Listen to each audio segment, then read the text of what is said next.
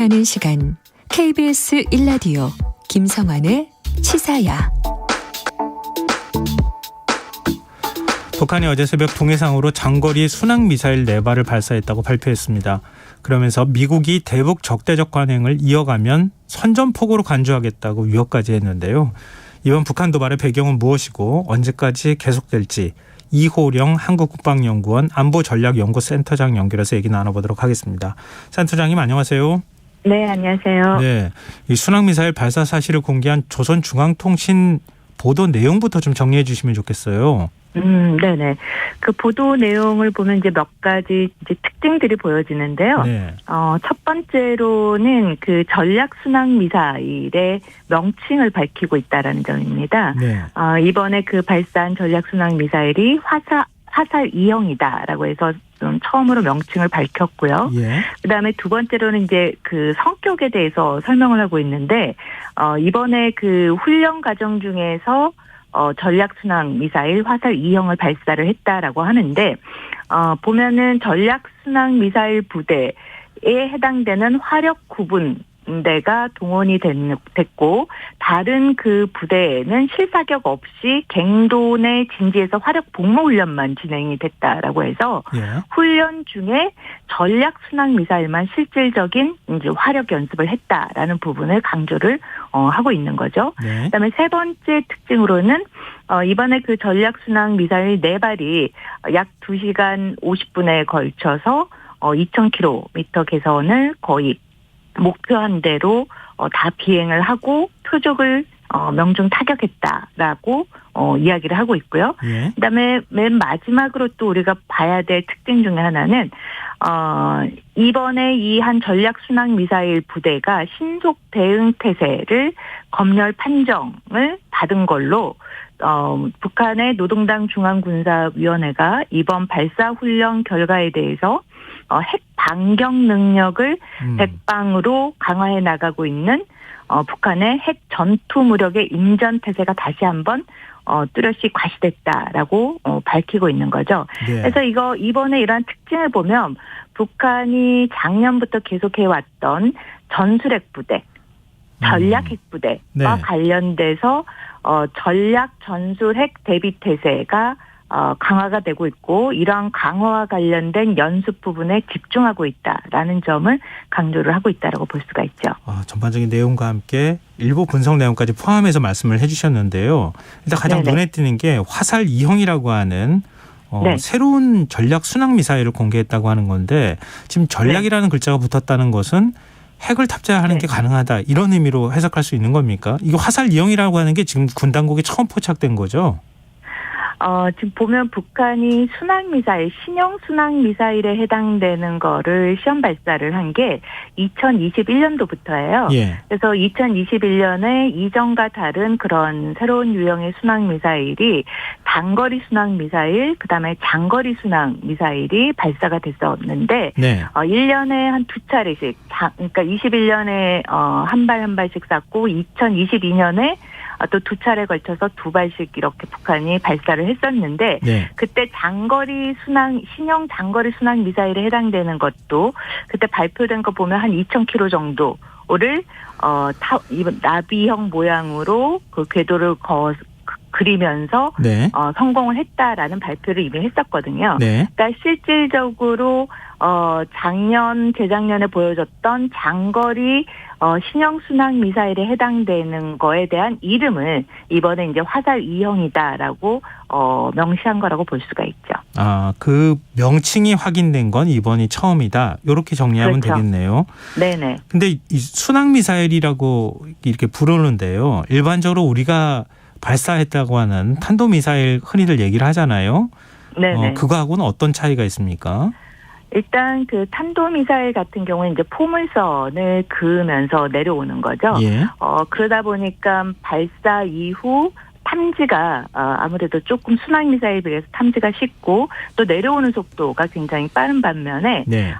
순항미사일 같은 경우에는 이제 일종의 비행기라고 볼 수가 있어요. 그래서 예. 비행기의 그 나는 거와 비슷하게 날개와 제트 엔진을 사용해서 수평 비행을 하고 있는 거예요. 그래서 가장 큰 차이가 포물선이 아니고 수평이다. 그러면 이제 수평으로 나오는 미사일이기 때문에 보통 속도는 탄도미사일에 비해서 속도는 느리지만 예. 정확도는 높아요. 그래서 그런 측면에서 보통 적어도 고도가 이제 낮게끔 비행을 하고 속도가 낮지만 정확성을 추구한다라는 점에서 탄도미사일과 이제 차별성을 보이고 있는 거죠. 한미 정찰 감시 자산에 포착되지 않았다 이런 말이 나오는 게 말씀하셨던 그런 이유 때문입니까? 일단 이제 저공 비행을 하고 있다라고 했을 때 우리가 보통 그 이제 고정식 그 탐지 자산 같은 경우에는 탄도미사일을 탐지하는데 유리하다라고 볼 수가 있고요. 예. 그다음에 우리가 이제 그 정보 자산이 이제 날아다니면서 정보 자산을 이제 캐치하는 경우에는 예. 순항 미사일도 다 탐지가 가능합니다. 그래서 네. 북한이 그런 거 탐지가 되지 않는 시간대를 이용했었다. 정보 자산이 뜨지 않는 시점을 이용해서 발사를 했다라는 거를 이제 주장하는 것들이 바로 저고도냐 탄도미사일이냐 순항미사일이냐 이런 부분의 탐지 부분과 관련돼서 굉장히 신경을 쓰고 있다라는 점을 알 수가 있는 거죠. 또 우리 당국에서 정찰 자산은 일단 포착이 되지 않았다고 하는 건데 네 발을 쐈다고 하잖아요. 근데 네 발이 포착이 안 되기는 어려운 거죠. 그런데 그래서 이제 자연스럽게 그렇죠. 거짓말하는 거 아니냐 이런 얘기가 나오는 것 같은데요. 네네.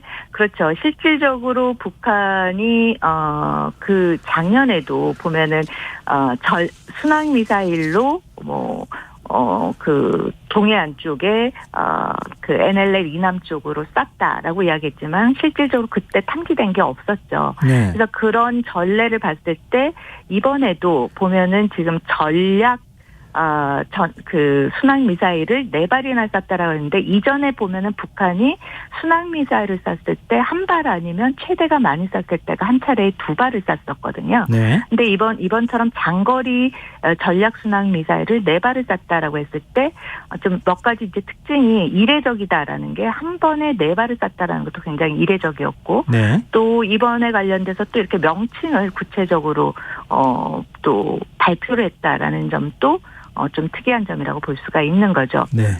알겠습니다. 그런 점을 종합을 해본다면 네. 조금 거짓 정보일 확률이 보다 더 높다라고 볼 수가 있겠죠. 근데 외신들은 이렇게 분석을 하더라고요. 한미 군사훈련에 대응해 북한이 핵 능력을 과시했다. 이렇게 얘기를 하고 있거든요. 이게 그러니까 미국이 보유하고 있는 토마호크 미사일 있잖아요. 그게 이제 핵 탑재가 가능하다고 하는 장거리 미사일, 순항 미사일 아닙니까? 그렇죠. 일종의 그런 장거리 순항 미사일을 만들어서 한미 군사훈련에 대응해서 일종의 무력 시위를 한 것이다. 이런 분석에 대해서 어떻게 보십니까?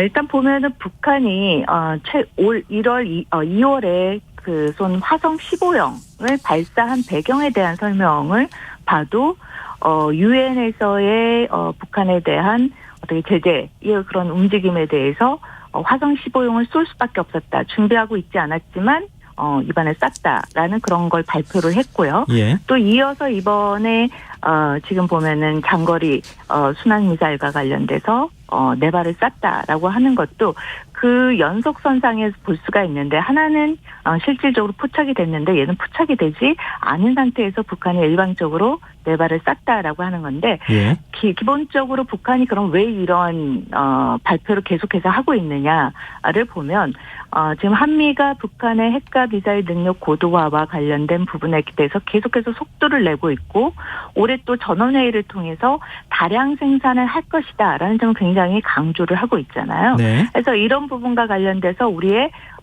억지력 강화와 관련된 이런 한미연합훈련을 강조를 하겠다고 이전과 보다 더 강화된 부분으로서 준비를 하고 있고 앞으로도 계속해 나갈 것이다에 대해서 북한이 거기에 대해서 1대1 대응을 지금 다 하겠다라고 앞에서 이제 선전포고를 하고 있는 상황인데 그렇다면 이 모든 거에 다 그렇게 선전포고를 할 만큼의 모든 대비태세라든지 북한이 모든 무기를 충분히 갖고 무력 시위를 할 수 있을 것인가에 대해서는 좀 퀘스천이 남는 거죠. 그런 측면에서 일부는 보여주고 일부는 실제로 하지 않으면서도 말로는 했다라고 거짓으로 하면서 하나하나 마치 대응을 해주는 것처럼 보이는 그런 전술의 일환이라고도 보여집니다. 그렇군요. 근데 권정근 외무성 미국 국장 명의로 발표된 담화문을 보니까요. 선전포고로 간주하겠다. 그러니까 한미 연합 훈련을 계속 전략 자산을 전개한다거나 이렇게 해버리면은 선전포고로 네네. 간주하겠다는 거예요. 그러면은 네네. 지금 강대강 서로 지금 훈련하면은 미사일 쏘고 이런 게 지금 반복되고 있는 거잖아요. 그럼 우린 또 전략 자산 전개한다거나 이러는 건데 다음 달 한미 연합 훈련이 지금 대규모로 예정돼 있잖아요. 그럼 그렇죠. 북한이 그걸 맞춰서 정말 큰 규모의 무력 도발을 할 것이다. 이런 우려에 대해서는 어떻게 보십니까? 북한은 항상 그동안의 그 담화문이나 이런 내용을 보면은 이런 유사한 그런 표현들을 많이 써왔었죠. 예. 그런데 보면은 권정근 그 국장의 담화문의 내용을 자세히 이렇게 뜯어보면은 실질적으로 화성 15형 쏘고 또 그리고 나서 지금 장거리 전략 순항 미사일을 4발을 발사했다라고 발표를 하고 나서 이어서 지금 담화문을 발표를 했잖아요. 네. 그런데 앞서 제가 설명드렸듯이 그게 전부 다 훈련이었다라고 이야기를 했잖아요. 예. 그럼 북한 스스로 핵과 관련된 연습을 하면서 거기에 대해서 우리에 대해서는 그 전략핵 전술핵 연습을 하는 것 자체가 선전포고이다라고 이야기한다는 건 어떻게 보면 굉장히 말이 안 되는 거죠. 북한 스스로 전략핵 전술핵 연습을 하는 것 자체가 그럼 거꾸로 뒤집어 본다면 한미에 대한 선전포고다라고 해석할 수 있는 여지를 북한 스스로 그 권정근 국장이 담화문을 통해서 발표하는 거라고 볼 수가 있어요. 예. 그래서 결국에는 이런 내용을 종합해 보면 북한이 얼마만큼 전략핵 전술핵 부분과 관련돼서 이제는 이거를 더 이상 위협이랑 이걸로 한미 연합 훈련이라든지 전략 자산 전개와 계속 연계시켜서 그 부분에 집중하기보다는 이제는 대화의 그 협상의 테이블에 나와야겠죠. 그렇군요. 이걸 그냥 액면 그대로 받아들이는 건 좀 무리가 있다 이런 말씀이시군요. 그렇죠. 사실 계속 한미 훈련이나 한미일 훈련을 하고 그러면은 다시 또 북한이 도발하는 이런 게 반복되지 않을까 걱정하는 우려의 목소리가 많았는데 일단 앞으로 상황을 지켜봐야 되겠지만 약간 조금 센터장이 말씀드리니까 조금 뭐랄까 안심이 된다 이런 생각도 드네요. 네, 오늘 말씀 고맙습니다. 네, 감사합니다. 네, 지금까지 이호령 한국국방연구원 안보전략연구센터장이었습니다. KBS 라디오 김성환의 시사 1부 순서 여기서 마무리하겠습니다. 2부에서는 화제 속 뉴스를 살펴보는 밤참 뉴스 스크린 음악다방 순서로 찾아뵙겠습니다. 전 11시 정각 2부에 다시 오겠습니다.